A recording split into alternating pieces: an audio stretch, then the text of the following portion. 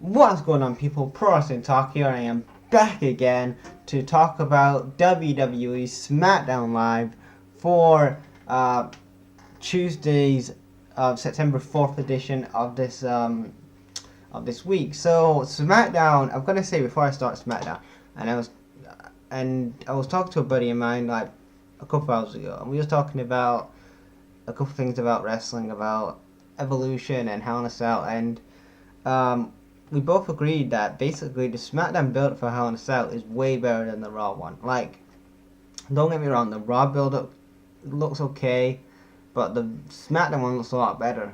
On paper, it looks a lot better as well. That's just me throwing it out there. But anyway, SmackDown opens up with Daniel Bryan and Brie Bella. They come out, and before I even get onto that, one thing I don't like about this whole thing is that you have the Bellas are on both Raw and SmackDown in two storylines. You have Brie and Nikki, they're feuding with the fucking Riot Squad, and then you've got Brie and Brian, they're feuding with Miz and Maurice. Now, I know why they're doing this, and it's for content for Total Bellas, or whatever the fuck that show is now.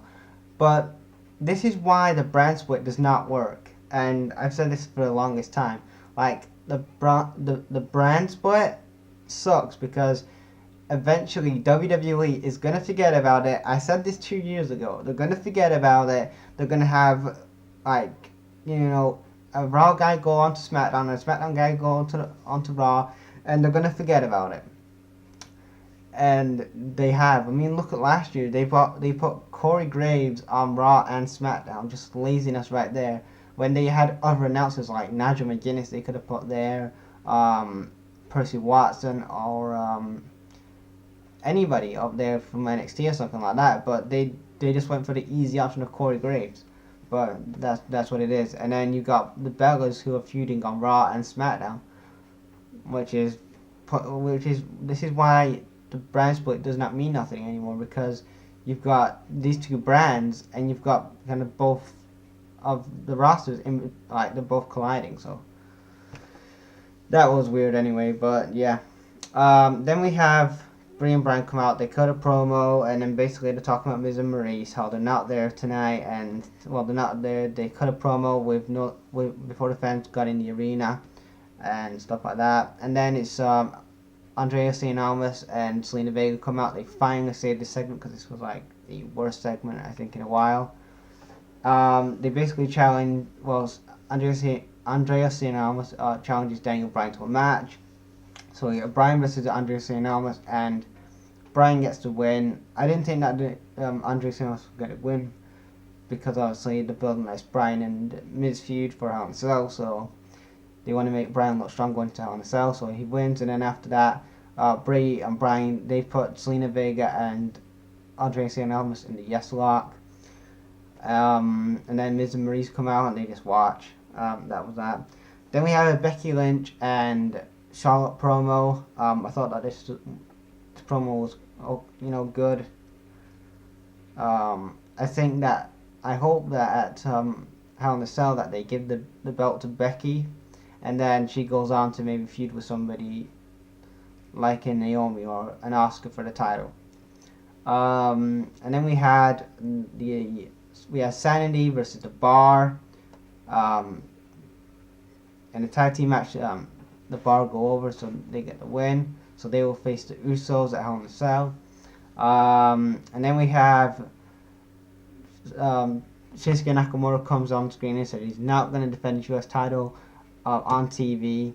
So he's basically saying that, he's still playing the anti-American gimmick, and he's like, fuck America, it's Naka America, whatever he said like that. But yeah. And then you have Samoa Joe comes out and cuts another awesome promo. He says basically, you know what, Wendy, you're all gonna be sat there right now, watching me on TV, and you're gonna be telling little Annie about what Uncle Joe is gonna do to AJ Styles, her dad. And basically, when AJ's there locking the windows and he's locking the door, you've got to look at him, Wendy, and say, come home, AJ, come home. And then after that, AJ's actually at the arena. Him and Joe brawl. AJ teases a chair shot to the head, but Joe runs away. But yeah, that was that. I think a Hell in a Cell. Now, I said this in my SummerSlam review, and I know some people on Twitter, on my Twitter, say like, "Oh, Joe's just there to put over guys," but screw that. Give the belt to Samoa Joe. I don't care how old Samoa Joe is. Just give him the fucking belt. He's the best heel in WWE. He's the best talker in WWE right now. He can actually get heel heat for himself, and he's just good. He's just great overall. So why not give the belt to Samoa Joe? Now, if this was Triple H on the main roster behind the scenes, he would do this, but this is Vince McMahon, and I don't think Vince McMahon is Samoa Joe. I don't think Vince McMahon gets the Samoa Joe character like a Triple H did in NXT. So Vince is like, God damn it, you're not Roman Reigns.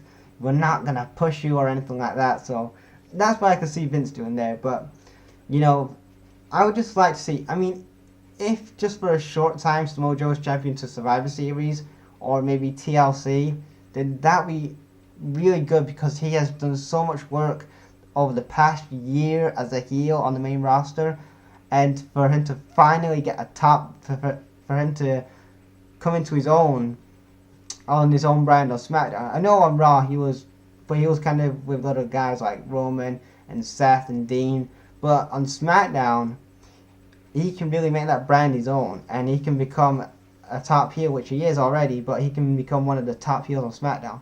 Because in my opinion, I don't think Randy Orton's cutting it as a heel. I think that the best heel on SmackDown is Samoa Joe. Then I would say second is gotta be Randy Orton. That's what I would do there, and I would have Samoa Joe go over AJ Styles, and then maybe at Survivor Series you continue this where actually Samoa Joe comes to AJ's house and he's there with his wife going, "Hey, Wendy, can I tuck your kids into bed tonight?" or whatever, and that'd be funny ass shit right there. But yeah, that was the end. So that's my end of my SmackDown review, guys. What do you guys think about the show? Leave your thoughts in the comments, and I'll check you guys later. Peace.